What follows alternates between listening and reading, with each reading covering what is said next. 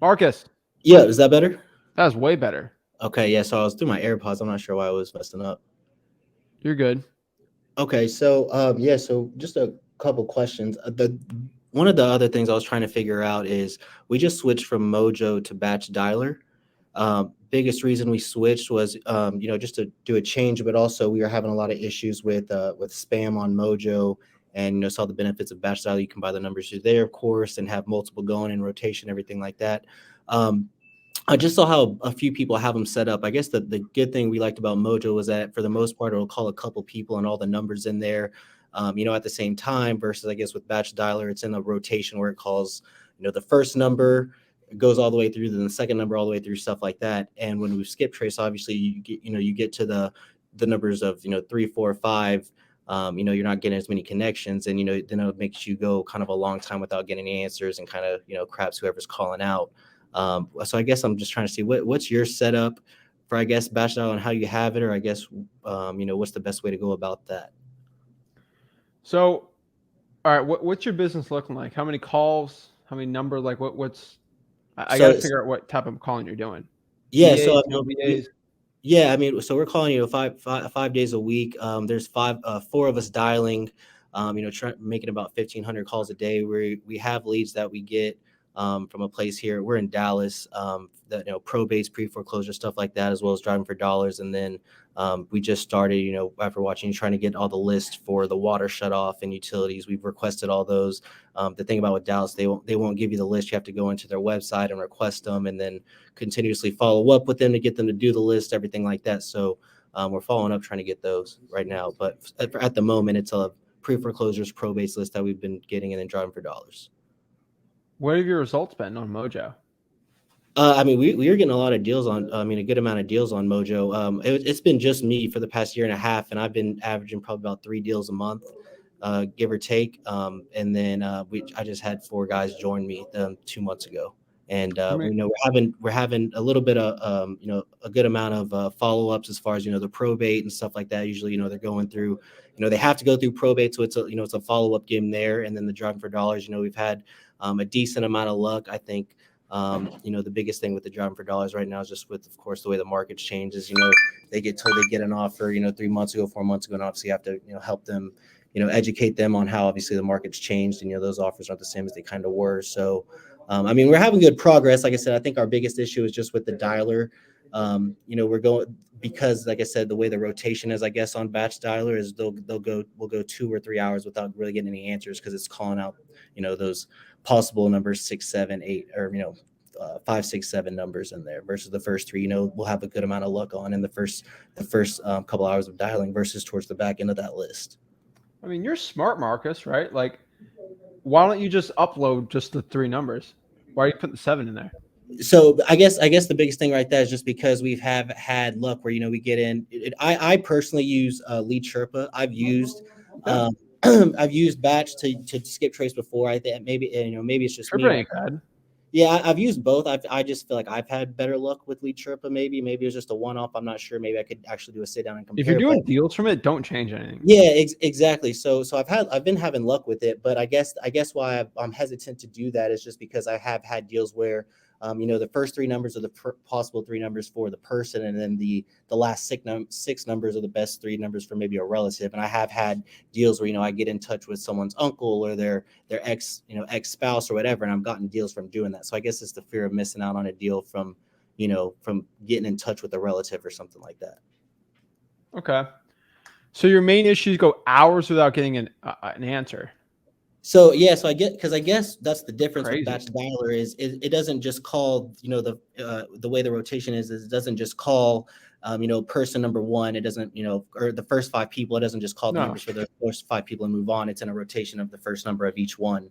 Because how I have it set up is I believe is the where it only calls each number once for the list. So I saw how some people have their batch dialer set up where it calls them 3 times and then waits 3 hours. I guess that's like the recommended.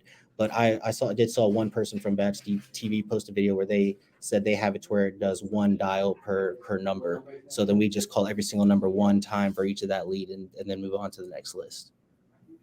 I'd probably do that. trying to think here. Like, I would probably just stick to the top three. I'm just being honest with you. I think you're wasting too much time. Yeah, that's what I think too. Yeah, I think I it's think just you're like I wasting said, too 'cause much I have time. seen luck from getting in touch with a relative, but then at the same time, could I think you're wasting too much time, and you need to be.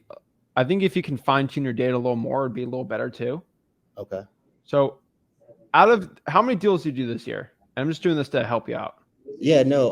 So like I said, I've been by myself up until September, and we did about. I think I did at least 3 a month, almost 4. So what is that? I'm basically right under 30 deals. So let's do 30. Out of those 30 deals, what list were they from? If I look at a pie Uh, chart, so there it was mainly driving for dollars, but then there was some probate, and that's pretty much it. I mean, I how many haven't. from pre foreclosures cold calling them? I'm sorry. How many pre foreclosure deals did you get from cold calling? I haven't got any. I haven't had any luck with pre That's what I foreclosures. thought. I'm just letting you know pre foreclosures are not a good cold calling list. Uh-huh. So I don't want you to waste your time with that, especially with a bunch of VAs. I would Yeah, use that resources into more driving for dollars. Dallas is huge. yeah. Honestly, it'd actually be better, dude, if you could do reverse. Do you do reverse driving for dollars? Oh, yeah. We actually just watched your video on that not too long ago. So yeah, we want to start getting into Use that more. the effort it took for the pre foreclosures and just do reverse driving for dollars. Honestly, the amount of money you save not doing the pre foreclosures, you could use for another type of list. Got you. So, I mean, heck, dude, try the evictions list. Do you do tired landlords at all? Yes. Yeah. Okay. So, Yeah, honestly, I've gotten a couple of these there. Not much. I think I've only gotten 2 or 3 deals since I've been doing it the past year and a half.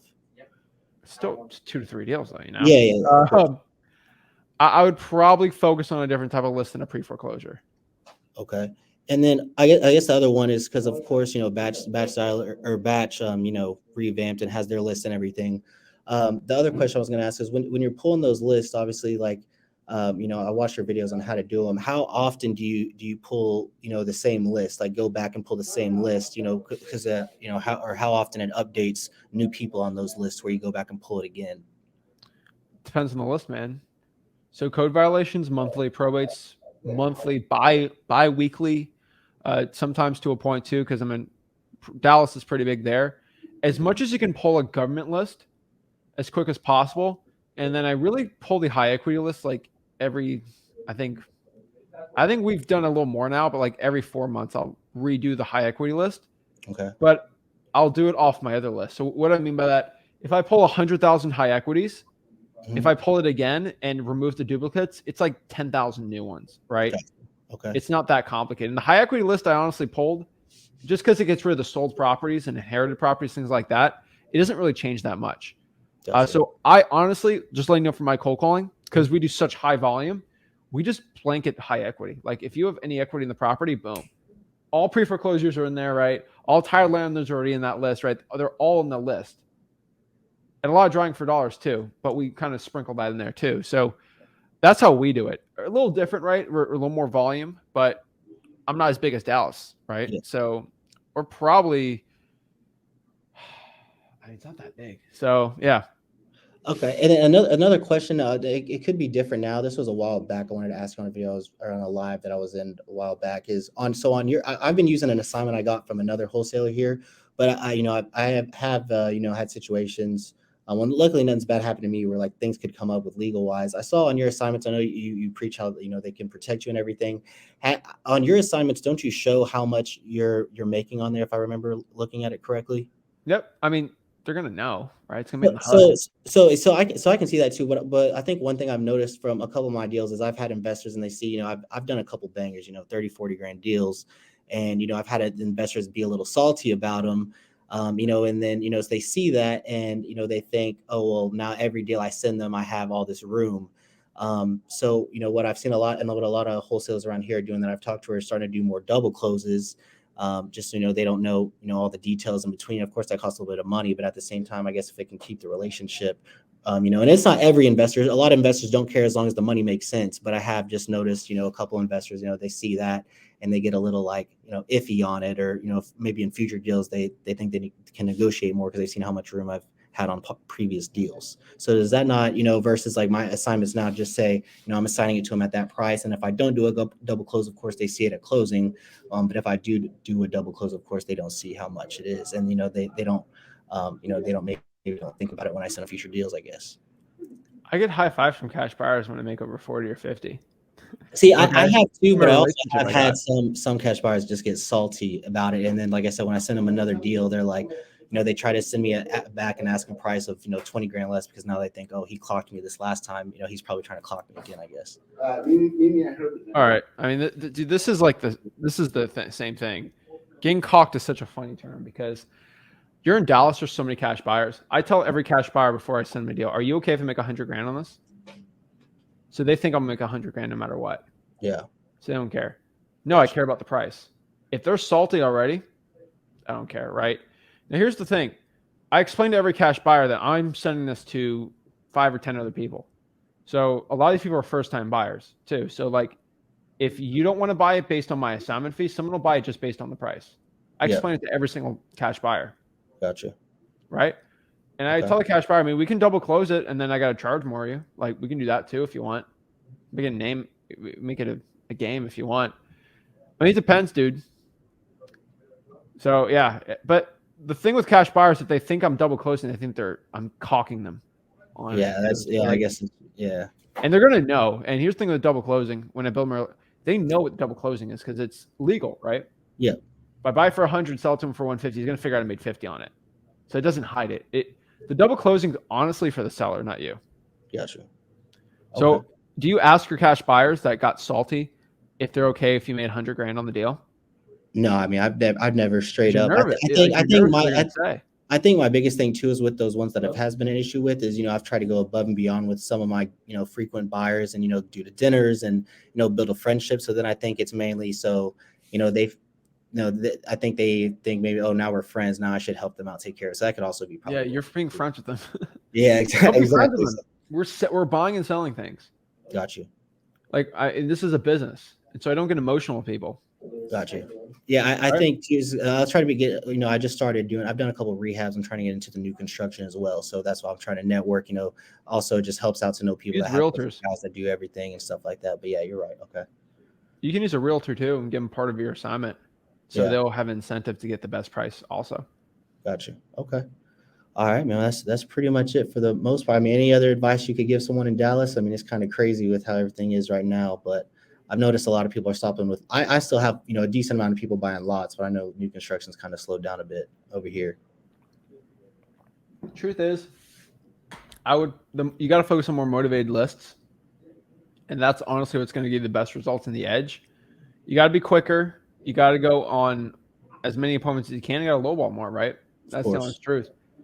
There's a ton of competition, but what you got to do is look at your data. And what I've seen is, how many deals do you do for Driving for Dollars? I've done a total in the past year and a half in Driving for Dollars. I mean, just in Driving for Dollars. Out of the 30. Yeah. Oh, out of the 30, I'd say probably 20 of those are Driving for Dollars. The rest are pretty good. Probate, I would say. Probate, and then, like I said, 2 pre-foreclosure, or not pre-foreclosures. Pre-foreclosures, I guess you could say. So Driving for Dollars is overwhelmingly probably one of the best pound for pound lists, right? I agree. I think the biggest thing is, I've seen a lot of the success on my own, and I know how much I believe in it, and of course, through everyone else, and these guys that I've just hired, they came in at a time where everything's, the market's where it is, and they're getting, a lot of no's and beat up a lot on the phone for Driving for Dollars, and they don't believe in it as much as I do because I've seen the results and they haven't. So I don't know if it's also just kind of a timing thing or anything like that. Are they getting paid commissions? Yes. Yeah. Commission. I mean, that's okay. How much is the commissions you're getting? I've been doing 30%. So, and they just started a month and a half ago. Wow. So, yeah. So, but the reason is because I was in the car business before this. I did finance for 5 years when I turned from 18 to 20 or 6 years, 18 to 24, and then I started this. So, I brought in 3 guys that I believe in, motivated, also showing them how to do rehabs. That's I'm doing rehabs as well, so I'm showing them that part. So I'm bringing a lot of value to them. But I'm bringing in guys that I want to help build and actually make this like a legit thing. So, I mean, dude, I'm just being honest with you. why don't you just pay someone $20 an hour to just drive for dollars or reverse drive for dollars for you? So no, yeah, that's true. That's way cheaper, and they don't get upset if they don't get a deal. Yeah. Right? Yeah. Honestly, I would get a list of all the water shutoffs, code violations, and let's say probates, Mhm. and get a list like, like at dmzac.com, you can go and just import a list into there, and it'll give you a route. Have them drive the route, and then every property that on that route, they have to drive around that area, look for the ugliest houses, and put sticky notes on there, and then you give them like 5% of the deal, like Gotcha. 5% at $20 an hour. Maybe even pay their 15, pay their gas 20, whatever it is, right? Yep. Dude, that's way better, man. But you said, what was that? I wasn't aware of that. You said go to DM. What Like was it? Deal Machine, dmzac.com. Oh, sorry. Okay. Yeah. So Yeah. dmzac.com Deal Machine, but like, dude, just make a route, and then I think it's cheaper. Have you paid these people out that have done the 30% yet? Yeah. Two of them have gotten to a $25,000 deal, and then a $15,000 and a $7,000 deal so far. All right, 15,000 at 30% is 4,500. And if I paid somebody $20 an hour, it's 225 hours. I mean, honestly, it kind of comes out the same. Sometimes they would like if you bring the percentage down and then pay them per hour, just so they get less upset with you. Gotcha. But it's not that bad. Like, it works out. Yeah, and I mean, another thing too is they're three really good friends of mine, and we were on the car business. I mean, the car business, we're all in finance. I mean, you make great, you can make $200,000+ a year. So also I can't, to sell them and bring them and grow them, and also like I said, I'm helping them with the rehab. So they're paying me as their general contractor on top of it too. I'm not trying to help them get into this world and get out of that space, because obviously the freedom versus, I don't know if you know anything about the car business, but you're there 24/7. So that's kind of also why I went that route versus just hiring cold callers. I get it. I honestly, what I'm seeing here is most of your deals come from driving for dollars, and you obviously haven't drove for dollars all of Dallas, right? So Yeah, I would expand that. That's where the expand. You're doing it though, so it's good. That's where the expansion should be, and I think that's where you got to double down on your efforts. So, because once you double down, you'll get one extra $15,000 deal, and they'll pay for all the driving for dollars, right? And keep it going from there. So, dude, I actually think you should expand it even more. Why not? Yeah. I know a guy in Dallas that did 95 deals a couple years ago, driving for dollars with a big team in Dallas.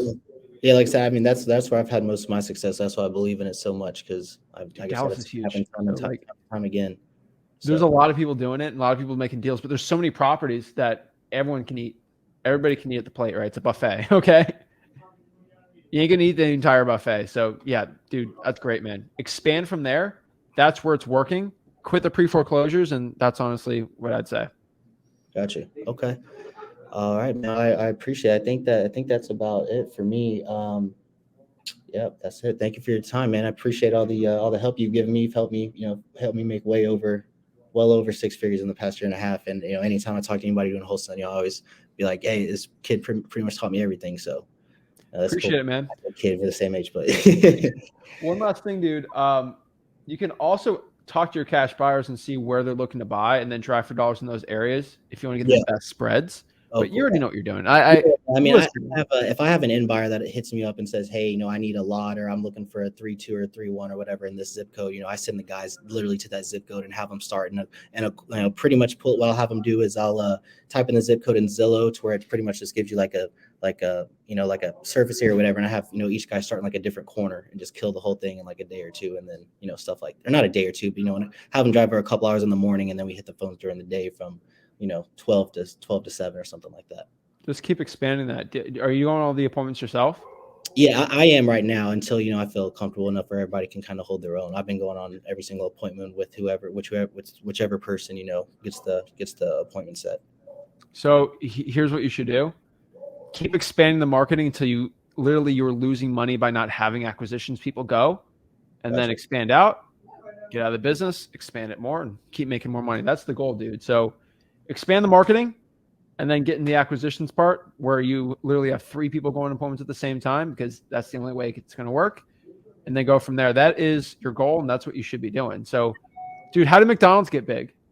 by just having one store or having multiple markets and not multiple like multiple stores, right? Yeah, yeah. So you got to do it, man. You know what you're doing, man. Don't go too fast, but keep it up straight. And dude, in a year or two, you're gonna be, you're not even gonna know who you are like financially. So it's good, man. Gotcha. All right, man. Appreciate it. Thank you. Have a good one, Marcus. Yep. Boom! Love to see it from Marcus there.